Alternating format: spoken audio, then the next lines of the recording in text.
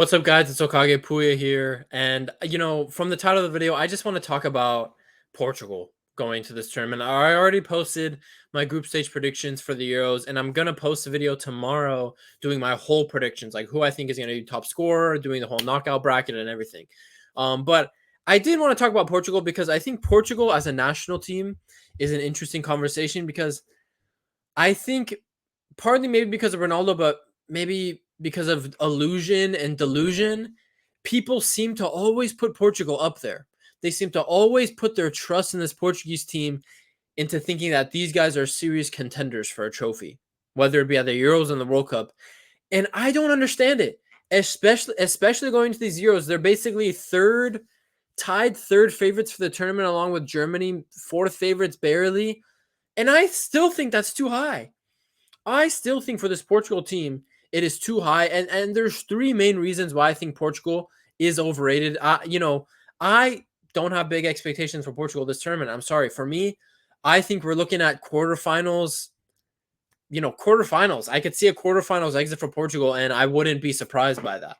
Even a round of 16 exit from Portugal, I wouldn't be surprised because I'm not sold on Portugal as the squad, as a team, and as a team that I could trust in a tournament to back. And to my friends that are going to tune into the Euros and don't watch football consistently, Portugal's not a team I'm going to tell them, even though they have finished Cristiano Ronaldo. Portugal's not a team I could tell my friends, yeah, watch this team. These are potential winners. I'm sorry, I don't see potential winners in this Portugal team, and there's three main reasons. We're going to get into it. So let's go into the first reason why I think so. And it's not Cristiano specifically. I'm sorry, Christina, my goat. I'm sorry for bullying you. I don't mean to pick on you, but I don't think the squad's that good. Bro, I'm sorry. I don't think the Portugal team, I don't think the Portugal starting 11 is that good. Now, obviously, what do you mean by that? The Hokage, what are you talking about? You're just full of crap. There's big names in this team everywhere playing for big clubs all over Europe. What are you talking about? And let me tell you what I'm talking about. Yes, name-wise, yes, on paper, this Portugal team is good. I'm seeing quality everywhere. All around Europe, you got Cristiano in the Saudi Poop League. I see it. Don't worry, guys. I see the quality. But paper is one thing. Actual performances and showing that we could trust you in tournaments is another thing. And I'm sorry, if I'm a Portugal fan, I'm pessimistic. If I'm just looking at Portugal from the outside in, I'm pessimistic because these players have proven nothing in tournaments. Nothing. They have proven nothing in tournaments. I'm sorry. Nations League, if you even try to chat to me about Nations League, I'm banning you. I'm banning you off this. I'm banning your YouTube. I'm reporting you. Do not chat to me about Nations League. I'm talking about real fucking tournaments, guys. Euros, World Cup. Euros, World Cup. Where's the proof? Let's just go through the recent tournament performances. Let's start 2010 World Cup. There's been, back then, I trusted Portugal way more back then, and their squad wasn't as good as it is today. But in 2010, round of 16, 2010 World Cup in South Africa, they got knocked out by Brazil. 2012, they got to a semifinal, lost to that great Spanish generation team. Not a big deal. And it was on penalties, too. 2014, grouped. Yes, Cristiano was injured, but that's really embarrassing to get grouped at the World Cup. First of all, is just overall embarrassing. Trust me, I know as a Germany fan, I'm still in pain. All right. But to get grouped when you're in a group with Ghana and USA, that's not good. That's not good. Cristiano, literally against Germany, he hit a one-man wall on a free kick, and it was Philipp Lahm, the shortest guy on the field. Embarrassing tournament. 2016, yes, winners, and we're going to talk about 2016 in a second. But in 2018, round of 16 exit. 2021 Euros, round of 16 exit. 2022 World Cup quarterfinal exit. I don't think their tournament performances in recent times, let's go off the last three tournaments. You guys, since 2018, that's 8 years. We're 8 years removed from 2018. Where is the proof that this team can perform in a tournament?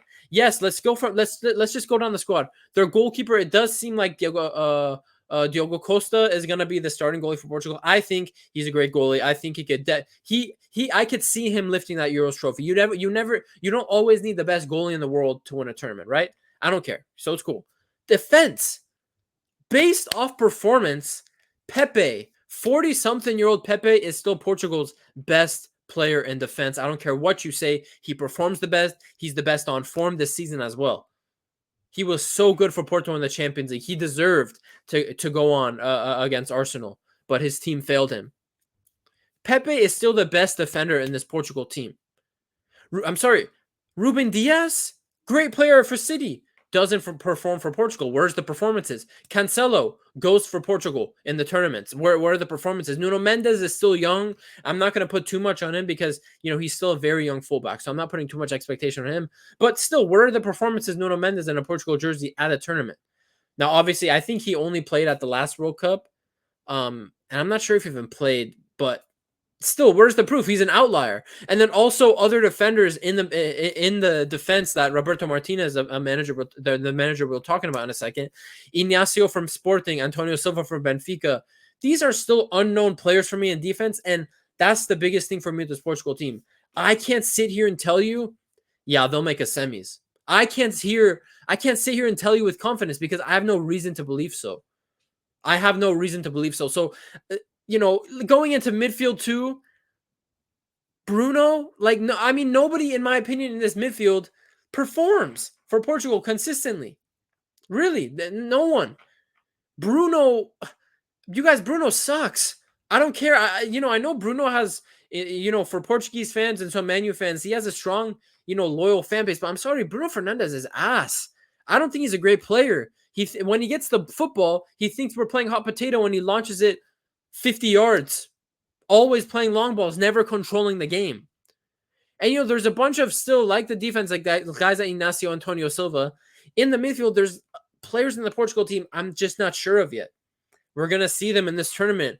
And let's see what they do under Roberto Martinez. But guys like Palhinha, guys like João Neves, the 19-year-old kid, he's 19 only, guys. Vitinha, guys like that. Where is this trust here? Should I trust these players? I shouldn't, because there's no track record. There is no money in the bank. They don't have any money in the bank.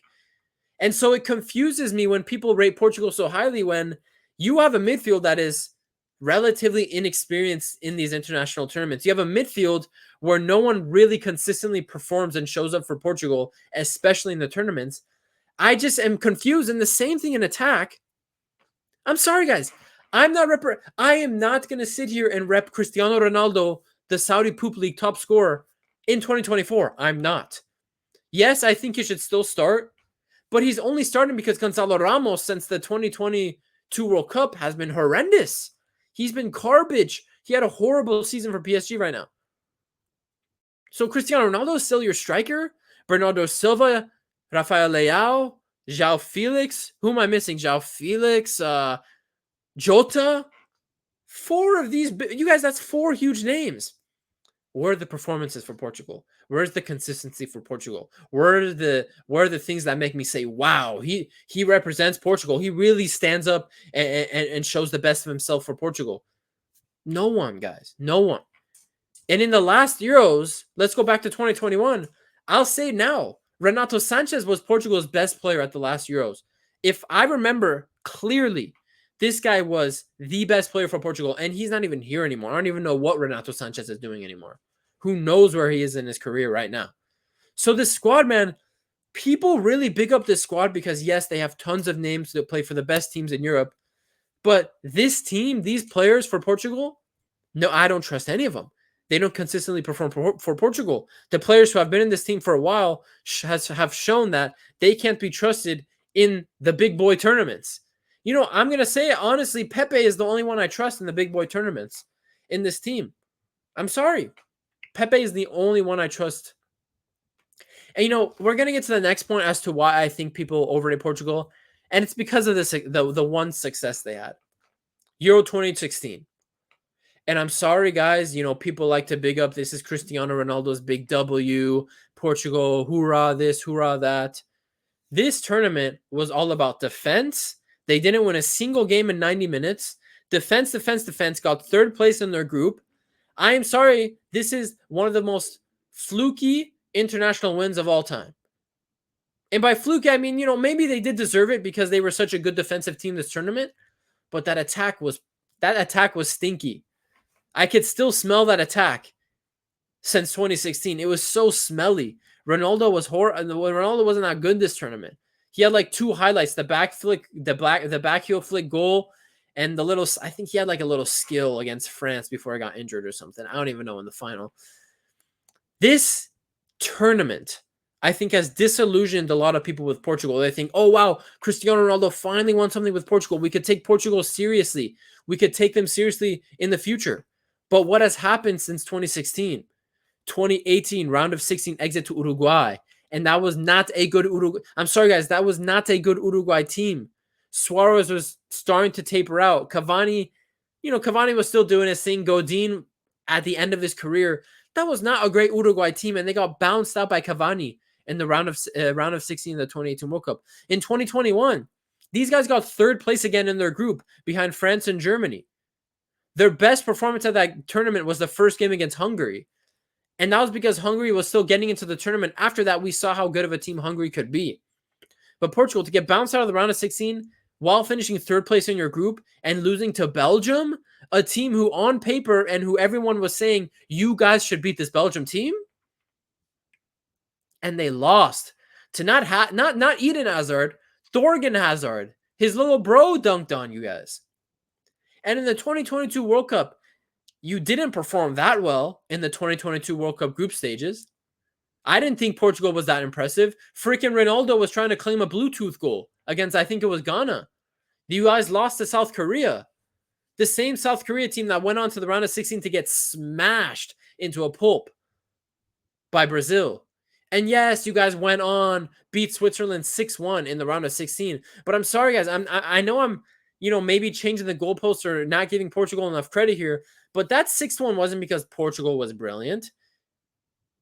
It wasn't because Gonçalo Ramos is the next up-and-coming striker. It's because Switzerland was tapering off at that time. The team was running out of juice, and they played like crap that day.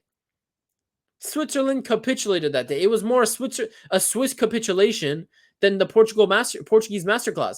And then we saw in the quarterfinal, you guys couldn't score against Morocco. You guys got bummed 1-0 and knocked out in the quarterfinal. And yes, Morocco, great story, got to a semifinal, but I'm sorry, again, everyone thought that was the end of the road for Morocco. Everyone thought, oh, this Portugal team with Ronaldo and all these big guys are going to smash Morocco and get to the semifinal for a huge semifinal clash with France. But they lost to Morocco. So what I'm trying to get at is the trust is not there for me with this team. The recent players in this team that have shown up at the tournaments consistently, I can't trust them. But there's something different coming into this tournament for Portugal compared to these other last three tournaments, 2018 World Cup, 2022 World Cup, and 2021 Euros. It's this guy, Roberto Martinez. And he has injected new ideas into this team. He's brought in a different style, choosing different players, giving more guys chances to prove themselves with this Portugal team because he realizes I can't just stick to the same guys that are being chosen before. The reason why we see guys like Palhinha getting more games, we see guys like Antonio Silva in defense, Ignacio in defense, João Neves in midfield. That's why we see these guys playing more and more often for Portugal. But I don't think Martinez knows his team yet. I don't think Roberto Martinez knows what his best 11 is. I don't think he knows who his best subs are. I don't think he knows what his best lineup is, his best formation is. And that, for me, is a big, big red flag. Big, big red flag for me, for Portugal. I looked it up in like their past 14 or 15 games for Portugal's 14 or 15 games. They had 10, 11 different defensive setups, whether different center back pairings, 4 in the back, 3 in the back, different full back pairings. And he keeps changing it. The defense isn't solidified. I can't sit here and tell you, will Pepe start? Will Ruben Diaz start? Is Ignacio or Antonio Silva going to start? I can't tell you who the lead starting center back is. I can't. I could probably guarantee you João Cancelo will probably start. But you don't know if João Cancelo will be a right back. And does that mean Nuno Mendes will start as a left back? You don't know that. Is Dalot going to be the starter? You don't know that yet with Martinez. And I still think he's trying to figure out this team in midfield too. Bruno is probably the most consistent player in that midfield, but not really. He changes the midfield setup a lot. Overall, Roberto Martinez for the last, I don't know what he's been doing, but for the last year, he has continued to experiment up until today. Portugal just played today 3-0 against Ireland. Ronaldo scored a great goal, whatever, but it's Ireland. I'm not repping a win against Ireland. But even until today, on this date, June 11th, we're a couple days out from the Euros, he played a different center back duo. He played a different midfield setup. He played a different starting forward line. So Martinez doesn't know his best squad, his best formation, who we can rely on as subs. And I just don't see how nobody sees that as a red flag. Does anyone see that as a red flag except me? You guys, I was a German fan. 2022 World Cup. Hansi Flick did the same crap. And we got grouped again. Back to back. So I do think I really hope they don't sack Roberto Martinez if Portugal end up doing bad this tournament.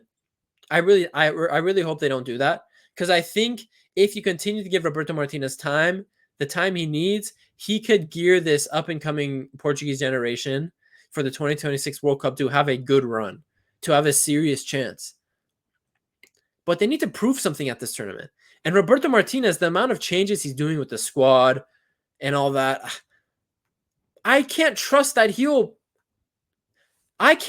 this Saturday that he'll have in his mind his best starting 11 that he fully trusts. I don't think he will. And that's a red flag for me. That really is a red flag for me. And I don't see how nobody else is picking up on this. No one else is talking about this. You have a squad that's unproven in the big stages, the last 3 tournaments, 2018, 2021, 2022, 2 World Cups and 1 Euros. No one has consistently performed. Not Cristiano. Pepe has, I would say. Pepe has. But Cristiano, Bernardo, Bruno, Cancelo, no one's consistently performed. So you have a squad that isn't showing proof that they can be taken seriously in a tournament. That's one. I do think that the reason people put Portugal as favorite is because of their 2016 Euro success, and that was because of pure defensive masterclass, and their attack was stinky. I think that's one of the more fluky international wins of all time. One of the weakest Euros, probably one of the weakest, if not the weakest Euros winners of all time. And you have a manager who I do think can do good things with his team, but does not know his best formation, does not know his best starting 11, does not even have a core group of players that he can rely on to be in the starting 11 or to come off the bench. So for all of that, for me, man, is a red flag. It's just one massive red flag stabbed right into the dirt in front of my face. And for me, man, Portugal is not 4th or 3rd favorites for this tournament. For me, it's quarterfinals max for this Portugal team. I can't even see them making a semifinal. Now, I don't know how the groups and the brackets will play out. So maybe I'll change my mind and maybe I'll say they can make a semifinal when I do my bracket prediction tomorrow that releases tomorrow. But I'm sorry, if Portugal were to go and get knocked out in the quarterfinal or to even get knocked out in the round of 16 again, I will sit here and tell you I would not be surprised, because these red flags are really sticking out to me. And I hope if you've continued to watch this video, I hope you see what I'm seeing. If you disagree, let me know in the comments, but I think these are valid points for the Portuguese team. And these are things that Roberto Martinez, even after this tournament, sacked or not, or if he is sacked, the future Portugal manager needs to figure out. So that's my thoughts on Portugal. Euros is coming out tomorrow, bracket prediction and all that. I did the group prediction. If you haven't watched it, go see it. And yeah, man, Portugal, let's see what happens. Imagine they go win this tournament and I come back to this video. I'll make a reaction video to everything I talked about in this video if Portugal go and win the Euros or even make the final. I'll look like such an idiot. But until then, we won't know until the tournament plays out. Thanks for watching, guys. This has been Okage Puya. Peace.